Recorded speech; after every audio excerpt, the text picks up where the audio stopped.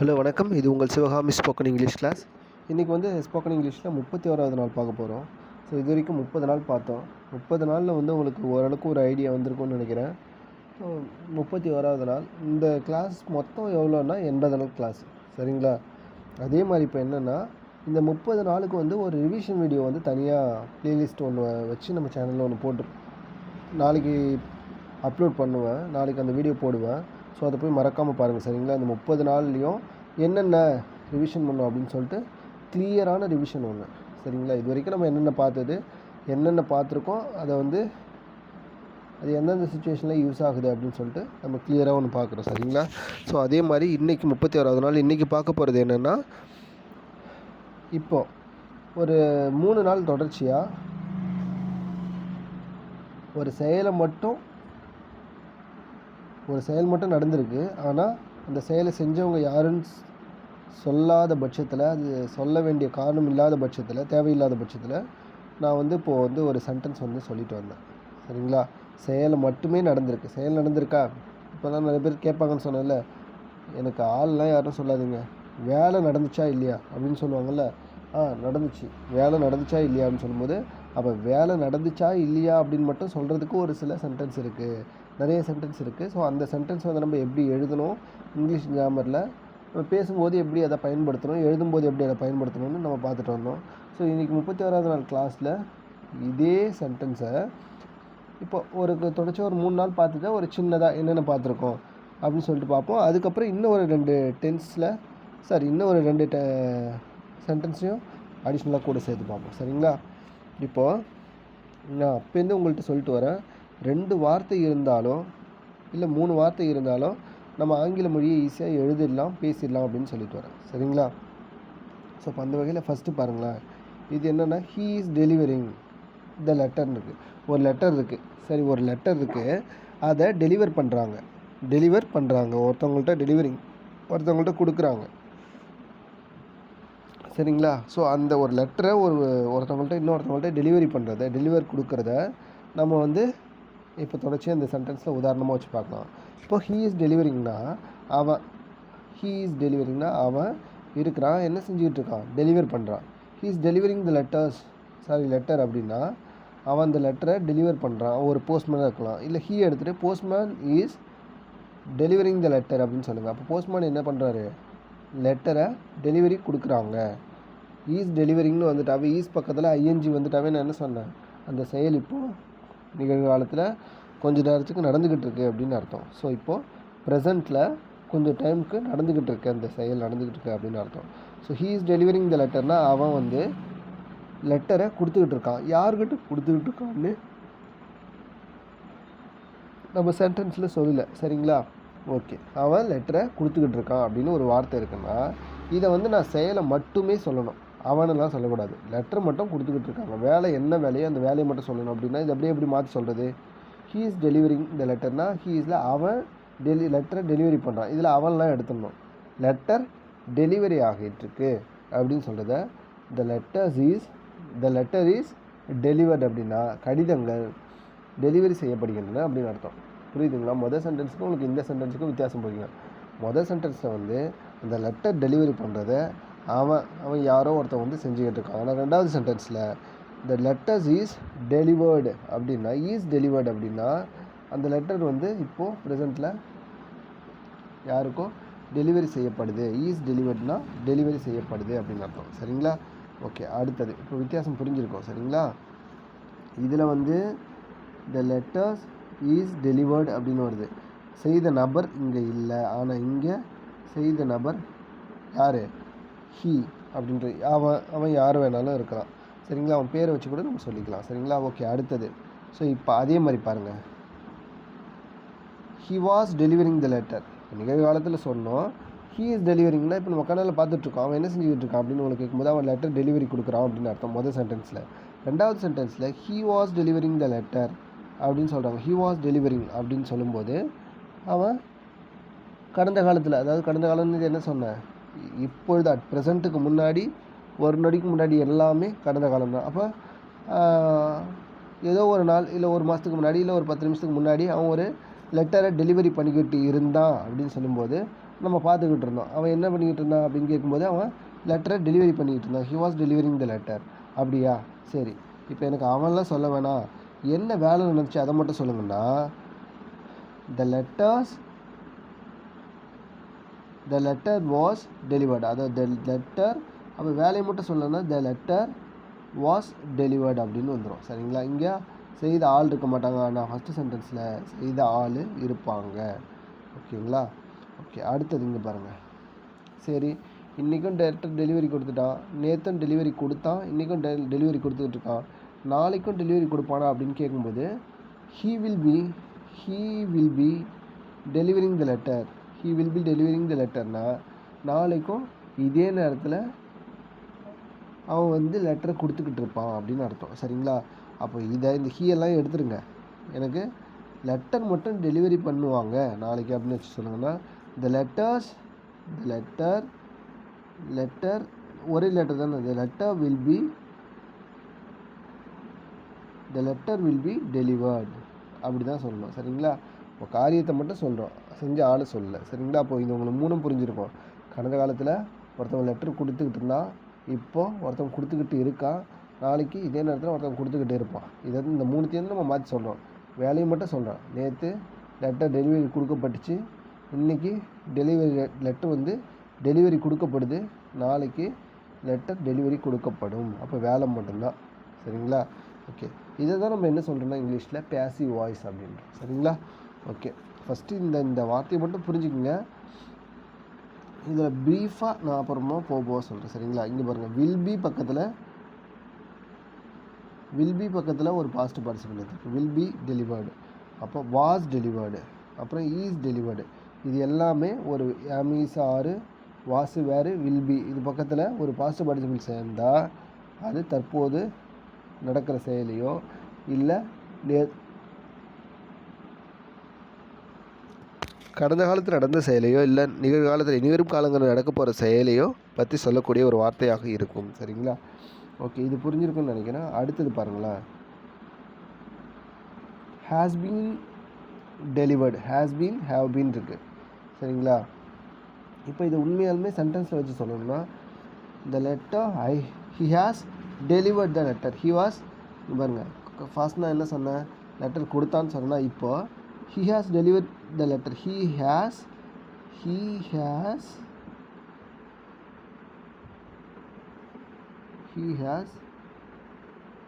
delivered the letter. Delivered the letter na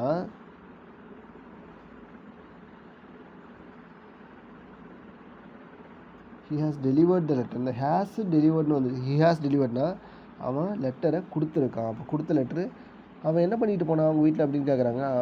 அவன் ஒரு லெட்டரை கொடுத்துருக்கான், அவங்க வீட்டில் ஒரு லெட்டர் கொடுத்துருக்கான், நீங்கள் போய் அந்த லெட்டரை என்னன்னு பாருங்கள் அப்படின்னு சொல்லுவாங்கள்ல. அப்போ ஹி ஹாஸ் டெலிவர்டு த லெட்டர்னா அந்த லெட்டரை அவன் அந்த வீட்டில் கொடுத்து இருக்கான். 2 வெர்பு வருது பாருங்கள், கொடுக்கறதும் ஒரு செயல், இருக்கிறதும் ஒரு செயல். அப்போ 2 வெர்பு வந்துச்சுனாவே அது வந்து பாஸ்ட் பர்ஃபெக்டில் வந்துடும். சரிங்களா? ஹி ஹாஸ் டெலிவர்ட்னா கொடுத்து இருக்கான். முதல் செயல் வந்து கொடுத்தல் அப்படின்ற செயல் வந்து கம்ப்ளீட் ஆகாமலேயும், இருக்கிறான் அப்படிங்கிறது வந்து கம்ப்ளீட் ஆகாமே இருக்கும். சரிங்களா? ஆகியும் இருக்கும். சரிங்களா? ஓகே, அடுத்தது பாருங்கள். இப்போது he has delivered the letter அப்படின்னு இருக்குது. ஹி ஹாஸ் டெலிவர்ட்னா அவன் அந்த லெட்டரை கொடுத்துருக்கான் அப்படின்னு அர்த்தம். இப்போ அவன் கொடுத்துருக்கான்னு அவனை எடுத்துருங்க, எனக்கு செயலை மட்டும் சொல்லுங்கள் அப்படின்னா, ஹேஸ் பீன் த டெலிவர்ட் அப்படின்னு வந்துடும். Has been delivered, the letters has been delivered அப்படின்னா கடிதங்கள், the letter has been delivered அப்படின்னா கடிதம், அந்த லெட்டரு இப்போ கொடுக்கப்பட்டுள்ளது, அவங்க வீட்டில் அந்த லெட்டர் கொடுத்துருக்காங்க அப்படின்னு அர்த்தம். கொடுத்துருக்காங்க லெட்டரை அவங்க வீட்டில் யாரோ கொடுத்துருக்காங்கன்னு அர்த்தம். சரிங்களா? கொடுத்தவங்கள நம்ம சொல்ல முடியாது. சரிங்களா? அது ஒரு பேசிவ் வாய்ஸ். சரிங்களா? அடுத்தது ஹேட் பீன், அது பக்கத்தில் டெலிவர்டு. இப்போ ஏற்கனவே ஹேஸ் பீன் டெலிவர்ட்னா கொடுத்த லெட்ரு ஏற்கனவே அவங்க வீட்டில் இருக்கும். ஹேட் பீன் டெலிவர்ட்னா நேற்று கொடுத்துருப்பாங்க. ஹேட் வந்தாவே அது கடந்த காலத்தில் இருக்கக்கூடிய ஒரு வார்த்தையை ஏதோ ஒரு மீனிங்கை ஒன்று சொல்லும். சரிங்களா? அப்போ ஹேட் பீன் டெலிவர்ட்னா, ஹேட் பீன் பக்கத்தில் டெலிவர்டு அப்படி பாஸ்ட் பார்ட்டிசிபிள் வந்துச்சுன்னா அது கடந்த காலத்தில் நடந்து முடிந்த ஒரு செயலை பற்றி சொல்லும். அப்போ ஹேட் பீன் டெலிவர்ட்னா கடிதங்கள், the letter had been delivered அப்படின்னா கடிதங்கள் அந்த லெட்ரு நேற்று கொடுத்துருக்காங்க, கொடுத்து இருந்தாங்க அப்படின்னு வரும். ஃபுல்லாக சொல்லும்போது நார்மலாக பேச்சு மொழியில் சொல்லும்போது அந்த லெட்டரை கொடுத்துருந்தாங்க நேற்று, இந்த போஸ்ட்மேன் அந்த லெட்டரை கொடுத்துருந்தாங்க, இல்லைனா நேற்று அந்த லெட்டரை அவங்க கொடுத்துருந்தான், அவங்க வீட்டில் கொடுத்துருக்கான் அப்படின்னு வரும். பேச்சு மொழிக்குள்ளே கொடுத்துருக்கான்னு வரும், ஆனால் கரெக்டாக சொல்லணுன்னா கொடுத்து இருந்தான் அப்படின்னு வரும். சரிங்களா? ஓகே, அடுத்தது பாருங்கள். அப்போது லெட்டரை கொடுத்துருக்கான், அவன் அந்த லெட்டரை கொடுத்துருக்கான், அவங்க வீட்டில் அந்த ஒரு லெட்டரை கொடுத்துருக்கான் அப்படின்றதுக்கும் லெட்டர் கொடுக்கப்பட்டு இருக்கின்றன அப்படின்றதுக்கும் வித்தியாசம் இருக்கா? சரிங்களா? ஓகே, அடுத்தது. அப்போ கடந்த காலத்தில் சொல்லியாச்சு. அப்போ பாருங்களேன், லெட்டர் வந்திருக்கோன்னு சொல்லியாச்சு. அப்போது நாளைக்கும் அதே மாதிரி இந்த லெட்டர் இந்த நேரத்தில் கொடுத்துருப்பாங்க அப்படின்னு சொல்லும்போது he will be delivered the letter, he will be delivered the letter அப்படின்னா நாளைக்கும் அவன் அந்த லெட்டரை கொடுத்துருப்பான் அப்படின்னு அர்த்தம். ஆனால்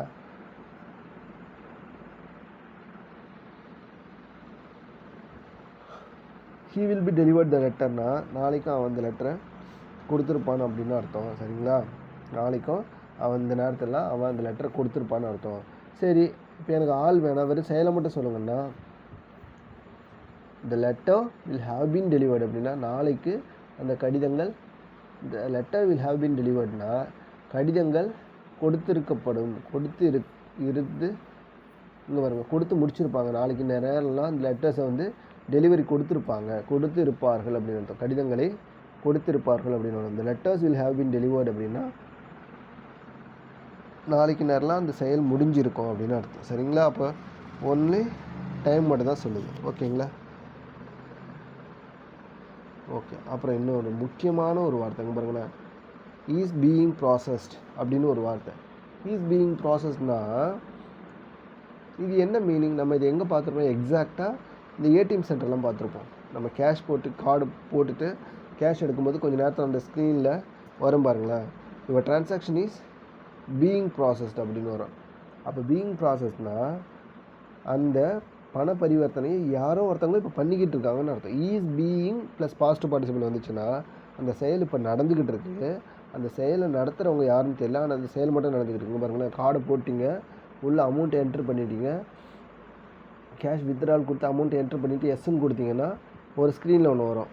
அப்போது யுவர் டிரான்சாக்ஷன் இஸ் பீயிங் ப்ராசஸ்னால் உங்கள் டிரான்சாக்ஷன் இப்போ நடத்தப்பட்டு பண பரிவர்த்தனை செய்யப்பட்டு கொண்டிருக்கிறது அப்படின்னு அர்த்தம். சரிங்களா? அது செய்கிறவங்க யாரெல்லாம் தெரியாது. அப்போது யுவர் டிரான்சாக்ஷன் இஸ் பீயிங் ப்ராசஸ்னால் தற்போது உங்களுடைய பண பரிவர்த்தனை வந்து நடத்தப்பட்டு கொண்டிருக்கிறது, செய்யப்பட்டு கொண்டிருக்கிறதுன்னு அர்த்தம். அப்போ ஈஸ் பீயிங் அப்படின்னு வந்துட்டாவே அந்த செயல் இப்பொழுது நடத்தப்பட்டு கொண்டு இருக்கிறது அப்படின்னு அர்த்தம். சரிங்களா? ஓகே,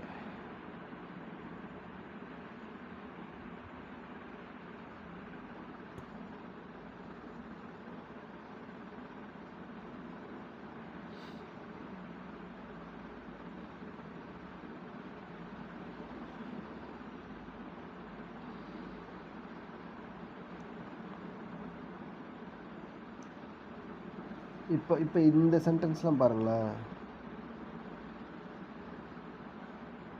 சில டைமில் நம்ம ஒரு கார் ஷெட்டுக்கு போயிட்டு காரை விடுவோம், இல்லை ஒரு ஒரு டூ வீலர் எடுத்துக்கொண்டு போய், எங்கள்கிட்டலாம் கார்லாம் இல்லைங்க, அதே மாதிரி ஒரு டூ வீலர் எடுத்துகிட்டு போயிட்டு ஒரு சர்வீஸ் விடுவோம். அப்போ உங்கள் அப்பா வீட்டிலேருந்து கொடுத்து அனுப்பிச்சிருக்காங்க, போய் வண்டி சர்வீஸ் பண்ணிவிட்டு வா, டூ வீலரை போய் சர்வீஸ் பண்ணிவிட்டு வா, இல்லை உங்கள் ஏதோ ஒரு கார் ஒன்று கொடுத்து அனுப்பிச்சி உதாரணத்துக்கு இந்த காரை போய் நீ சர்வீஸ் பண்ணிட்டா அப்படின்னு சொல்லும்போது, சார் நீங்கள் எடுத்துகிட்டு வந்துட்டீங்க, காரை சர்வீஸ் ஷெட்லேயும் விட்டுட்டீங்க, உங்களுக்கு திடீர்னு ரொம்ப நேரம் ஆகிடுச்சு, உங்கள் அப்பா ஃபோன் பண்ணுறாங்க, என்னப்பா காரை சர்வீஸ் பண்ணியாச்சா அப்படின்னு கேட்குறாங்க.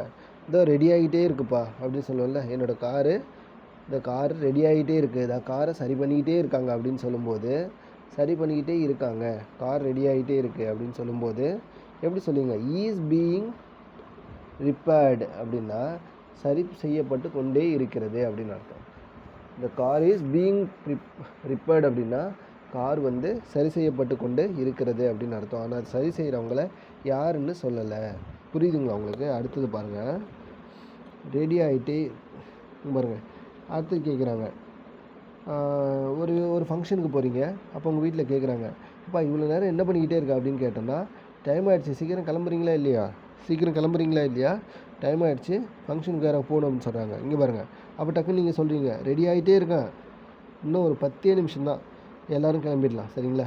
எல்லோரும் கிளம்பி ஃபங்க்ஷனுக்கு போகலாம். ரெடி ஆகிட்டே இருக்கான் அப்படின்னு சொல்லும்போது அப்போ ஈஸ் பீயிங் அப்படின்ற ஒரு வார்த்தை வரும். சரிங்களா? அது நான் உதாரணத்துக்கு தான் சொல்கிறேன். இதில் வந்து நான் ரெடி ஆகிட்டே இருக்கேன் அப்படின்ட்டு ஒரு அது சென்டென்ஸ். ஆனால் இந்த சென்டென்ஸ் வந்து நான் உதாரணத்துக்கு சொல்கிறேன். ஈஸ் பீயிங் ப்ளஸ் ப்ரிப்பேர்டு அப்படின்னு வர மாதிரி இருக்கும். சரிங்களா? ஓகே, அடுத்தது பாருங்கள். அடுத்தது சாப்பாடு என்னாச்சுன்னு கேட்கும்போது, ஒரு ஹோட்டலில் போய் உட்காந்துருக்கீங்க, ரொம்ப டைம் ஆகிடுச்சு, உங்களுக்கும் வெளியில் போக வேண்டிய, இப்போ 1 மணிக்கு வந்து உட்காரிங்க, எல்லாம் சாப்பாடு சாப்பிட்டுட்டு இருக்காங்க. டக்குன்னு வந்து சாப்பாடு கொஞ்சம் தீந்து போச்சு, புதுசாக சாப்பாடு போட்டு வடிச்சிட்டு இருக்காங்க. அது உங்களுக்கு தெரியல. அப்போ கேட்பீங்க, ஏங்க எவ்வளோ நேரம் ஆகுது, சாப்பாடு என்னங்க ஆச்சு, சொன்னேனே சாப்பாடு ஆர்டர் பண்ணேனே, சாப்பாடு என்னாச்சுன்னு கேட்கும்போது அப்போ வெயிட்டர் வந்து சொல்லுவார் பாருங்கள், இந்த ஒரு 10 நிமிஷங்க சாப்பாடு ரெடி ஆகிட்டே இருக்குது அப்படின்னு சொல்லுவார். பார்த்தீங்களா? நிறைய டைம் பார்த்துருப்பீங்க. அப்போ அதுதான் இஸ் பீயிங் ப்ளஸ் ரெடி ஆகிட்டே இருக்குன்னா இஸ் பீயிங் ப்ரிப்பேர்டு அப்படின்னு அர்த்தம். இஸ் பீயிங் ப்ரிப்பேர்ட்னா சாப்பாடு என்னச்சு, the food is being prepared அப்படின்னா சாப்பாடு ரெடி ஆகிக்கிட்டே இருக்குது அப்படின்னு அர்த்தம். சரிங்களா? உங்களுக்கு அர்த்தம் புரியுதுங்களா? அடுத்தது பாருங்கள். அப்போது இது அப்படியே கடந்த காலத்துலேயே சொல்லலாம். பிரிண்ட் வந்துகிட்டே இருந்துச்சுடா நேற்று, நீங்கள் உங்கள் ஃப்ரெண்டுகள்கிட்ட சொல்லிக்கிட்டே இருக்கீங்க, நாளைக்கு எக்ஸாமுக்கு நான் வேறு பிரிண்ட்டு எடுக்கணும்னு சொல்லிட்டு நேற்று ஒரு கடைக்கு போனேன்னா, அப்போ கடைக்காரன்ட்டு கொடுத்தேன். பிரிண்ட்டு போட்டுகிட்டே இருந்தாங்க, சர அந்த மிஷின்லேருந்து பிரிண்ட்டு வந்துக்கிட்டே இருந்துச்சு. ஆனால் திடீர்னு பாருங்கள் கரண்ட் நின்றுடுச்சுடா நேற்று, அதனால தான் எனக்கு முழுசாக எடுக்கவும் முடியல அந்த பிரிண்ட்டை அப்படின்னு சொல்கிறப்போ, ஆனால் படிக்கவும் இல்லைடா இன்றைக்கி அப்படின்னு சொல்கிறப்போ, இந்த பிரிண்ட்டு வந்து வந்துக்கிட்டே இருந்துச்சு. அது சொல்கிறப்போ வந்துக்கிட்டே இருந்துச்சு, நான் பிரிண்ட் பண்ணலை, ஆனால் பிரிண்ட்டு வந்து செயலை மட்டும் சொல்கிறோம். பிரிண்ட் வந்து வந்துக்கிட்டே இருந்துச்சு அப்படின்னு சொல்லும்போது த print was being printed, the paper was being printed. Was being அது கூட பாஸ்ட் பார்ட்டிசிபிள் இருந்துச்சுன்னா அந்த செயல் கடந்த காலத்தில் நடந்துக்கிட்டே இருந்துச்சுன்னு அர்த்தம். சரியா? இப்போ உங்களுக்கு வித்தியாசம் வந்து புரிஞ்சிருக்கும்னு நினைக்கிறேன். நீங்கள் டிஃப்ரென்ஸ் வந்து சரியாக ஞாபகப்படுத்தி வச்சுக்கணும். ஓகேங்களா? அதுக்கு அடுத்தது பாருங்கள், ரூம் சுத்தம் பண்ணியாச்சு. அப்போது ஒரு மீட்டிங் ஹால் ஒன்று உங்கள் ஆஃபீஸில் மீட்டிங் நடக்க போகுது. அப்போ வந்து கேட்குறாங்க, என்னையா ரூம் சுத்தம் பண்ணிட்டீங்களா அப்படின்னு கேட்குறாங்க. இந்த க்ளீன் பண்ணிகிட்டே இருக்கோம்,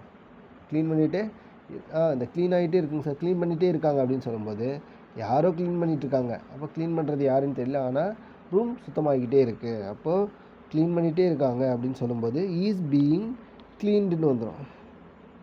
ஈஸ் பீயிங் க்ளீன்டு அப்படின்னு வந்துடும். சரிங்களா? ஓகே, ஈஸ் பீயிங் க்ளீன்டுன்னு வந்துடும். ஓகேங்களா? இது உங்களுக்கு புரியுதா? ஸோ ரொம்ப ரொம்ப ரொம்ப இந்த 5 சென்டென்ஸும் முக்கியமானது. அதாவது நான் வந்து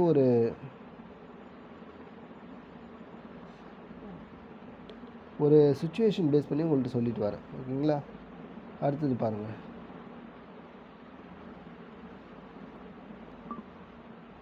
இப்போ இங்கே வந்து ஒரு ரூம் வச்சுப்போம், அதை க்ளீன் பண்ணுறாங்க. அதை எப்படி நான் 3 விதமாக சொல்லலாம் அப்படின்னு, ஒவ்வொரு டென்ஸ்லையும் வச்சு சொல்லலாம் அப்படின்னு சொல்லிட்டு சிம்பிளாக சொல்கிறேன். நம்ம ஸ்கூலில் படிச்சிருப்போம், ஆக்டிவ் வாய்ஸை வந்து பேசிவ் வாய்ஸாக மாற்றணும். தமிழ் இலக்கணத்தில் படிச்சிருப்போம், செய்வினையை செயற்பாட்டு வினையாக மாற்றணும் அப்படின்னு சொல்லிட்டு. ஸோ அதுக்கான ரூல்ஸ்லாம் நிறைய இருக்குது. ஆனால் நம்ம இப்போ ஸ்போக்கன் இங்கிலீஷ் பேசிக் கிராமர் கற்றுக்கிறதால நான் அந்த ரூல்ஸ்லாம் நான் உள்ளே கொண்டு வரல. ஃபஸ்ட்டு இந்த வார்த்தை எதுக்கு, ஈஸ் பீயிங் கூட ஒரு பாஸ்ட் பார்ட்டிசிபிள் வந்துச்சுன்னா அது என்ன மாதிரி அர்த்தத்தை நமக்கு சொல்லுது அப்படின்ட்டு நான் அதை தான் சொல்லிட்டு வரேன். சரிங்களா? ஃபஸ்ட்டு இதை புரிஞ்சுக்கிங்க. இப்போ நான் அதில் இந்த grammar rule, auxiliary verb, main verb, B verb இதெல்லாம் உள்ளே கொண்டு வந்தால் திரும்பி குழப்ப ஆரம்பிச்சிடும். ஸ்கூலில் எப்படி குழம்பு போகணுமோ அதே மாதிரி போகணும். ஃபஸ்ட் நம்ம இதெல்லாம் ஞாபகம் வச்சுக்கணும்னா அடுத்தடுத்த ஸ்டேஜில் இப்போ நான் லெவல் 2 ஸ்டேஜ் வந்து எடுப்பேன்ல, அதில் வந்து நான் இன்னும் நல்லா ப்ரீஃபாக சொல்லிடுறேன். சரிங்களா? இப்போ ஈஸ் க்ளீனிங், அப்படி ஈஸ் பக்கத்தில் வெர்போட ஐஎன்ஜி சேர்ந்து வந்துச்சுன்னா அந்த செயல் இப்போ நடக்குது. யாரோ ஒருத்தவங்க அந்த செயலை நடத்திக்கிட்டு இருக்காங்க. He is cleaning the room அப்படின்னா அவன், இப்போ பாருங்கள் அவனும் வேணாம், சம்பத்துன்னு வச்சுப்போம். Sampath is cleaning the room அப்படின்னா சம்பத் வந்து அந்த ரூமை க்ளீன் பண்ணுறான் அப்படின்னு அர்த்தம். இப்போ அதே மாதிரி சம்பத்து அந்த ரூமை க்ளீன் பண்ணுறான் அப்படின்னு அர்த்தம். ஆனால் இங்கே பாருங்கள், ரெண்டாவது ஈஸ் பீயிங் க்ளீன்ட் அப்படின்னு வந்துச்சுன்னா த ரூம் ஈஸ் பீயிங் க்ளீன்டுன்னு வந்துச்சுன்னா, ஈஸ் பீயிங் அது கூட பாஸ்ட் பார்ட்டிசிபிள் சேர்ந்து வந்துச்சுன்னா அந்த செயல் இப்போது நடந்துக்கிட்டு இருக்குன்னு அர்த்தம். மொதல் சென்டென்ஸ் ஈஸ் கூட ஒரு வெர்போட ஐஎன்ஜி சேர்ந்து வந்துச்சுன்னா அந்த க்ளீனிங் அப்படின்ற ப்ராசஸ் வந்து யாரோ நடத்திக்கிட்டு இருக்காங்க அப்படின்னு அர்த்தம். ஆனால் ஈஸ் பீயிங்கோட பாஸ்ட் பார்ட்டிசிபிள் வந்துச்சுன்னா அந்த செயல் இப்போ நடந்துக்கிட்டு இருக்குன்னு அர்த்தம். முதல்ல இருக்கிறத நபர் வருவாங்க, முன்னாடி செயலை செய்கிறவங்க வருவாங்க. ரெண்டாவது வந்து அந்த செயல் மட்டும்தான் வரும். ஈஸ் பீயிங் க்ளீன்ட் அப்படின்னு வந்துடும். சரிங்களா?